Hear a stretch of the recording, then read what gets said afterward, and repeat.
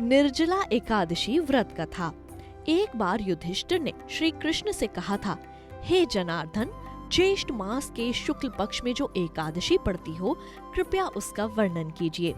भगवान श्री कृष्ण ने कहा, हे राजन, इसका वर्णन परम धर्मात्मा सत्यवती नंदन व्यास जी करेंगे, क्योंकि ये संपूर्ण शास्त्रों के तत्वज्ञ और वेद वेदांगों के पारंगत विद्वान हैं।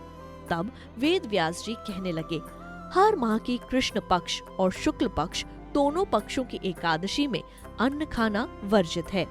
द्वादशी के दिन स्नान करके पवित्र हो और फूलों से भगवान केशव की पूजा करें। फिर नित्य कर्म समाप्त होने के पश्चात पहले ब्राह्मणों को भोजन देकर अंत में स्वयं भोजन करें। ये सुनकर भीमसेन बोले, परम बुद्धिमान पितामह, मेरी उत्तम बात सुनिए। राजा युधिष्ठिर, माता कुंती, द्रौपदी, अर्जुन, नकुल और सहदेव ये एकादशी को कभी भोजन नहीं करते तथा मुझसे भी हमेशा यही कहते हैं कि भीमसेन, एकादशी को तुम भी खाना न खाया करो। परंतु मैं उन लोगों से यही कहता हूँ कि मुझसे भूख नहीं सही जाती।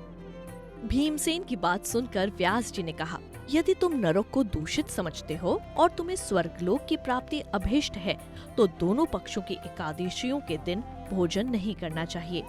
भीमसेन बोले, महाबुद्धिमान पितामह, मैं आपके सामने सच कहता हूँ, मुझसे एक बार भोजन करके भी व्रत नहीं किया जा सकता, तो फिर उपवास करके मैं कैसे रह सकता हूँ?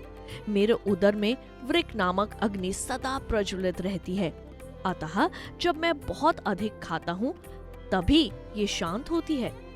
इसलिए महामुनि, मैं पूरे वर्ष भर में केवल एक ही उपवास कर सकता हूँ, जिससे स्वर्ग की प्राप्ति सुलभ हो तथा जिसके करने से मैं कल्याण का भी भागी हो सकूं। ऐसा कोई एक व्रत निश्चय करके बताइए, मैं उसका यथोचित रूप से पालन करूंगा।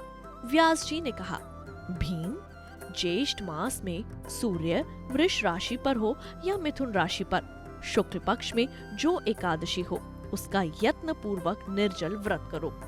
केवल कुल्ला या आचमन करने के लिए मुख में जल डाल सकते हो, उसको छोड़कर किसी प्रकार का जल विद्वान पुरुष मुख में ना डालें, अन्यथा व्रत भंग हो जाता है।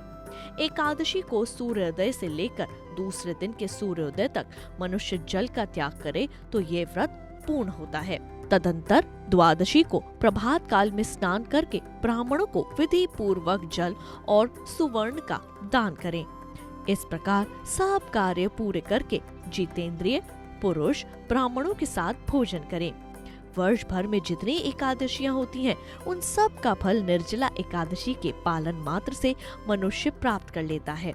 इसमें तनिक भी कोई संदेह नहीं है। शंख, चक्र और गदा धारण करने वाले भगवान केशव ने मुझसे कहा था कि यदि मानव सबको छोड़कर एकमात्र मेरी शरण में आ जाए और एकादशी को निराहार रहे, तो वे सब पापों से छूट जाता है। एकादशी व्रत करने वाले जातक के पास विशालकाय, विकराल आकृति और काले रंग वाले दंड पाशधारी भयंकर यमदूत नहीं जाते। अंतकाल में पीतांबरधारी, सौम्य स्वभाव वाले, हाथ में सुदर्शन धारण करने वाले और मन के समान वेगशाली विष्णुदूत आखिर इस वैष्णव पुरुष को भगवान विष्णु के धाम ले जाते हैं। अतः निर्जला एकादशी को पूर्ण यत्न करके उपवास और श्री हरि का पूजन करो। स्त्री हो या पुरुष, यदि उसने मेरु पर्वत के बराबर ही महान पाप किया हो, तो वह भी इस एकादशी व्रत के प्रभाव से भस्म हो जाता है। जो मनुष्य उस दिन जल के नियम का पालन करता है, वे पुण्य का भागी होता है। उसे एक एक प्रहर में कोटि कोटि स्वर्ण मुद्रा दान करने का फल प्राप्त होता सुना गया है।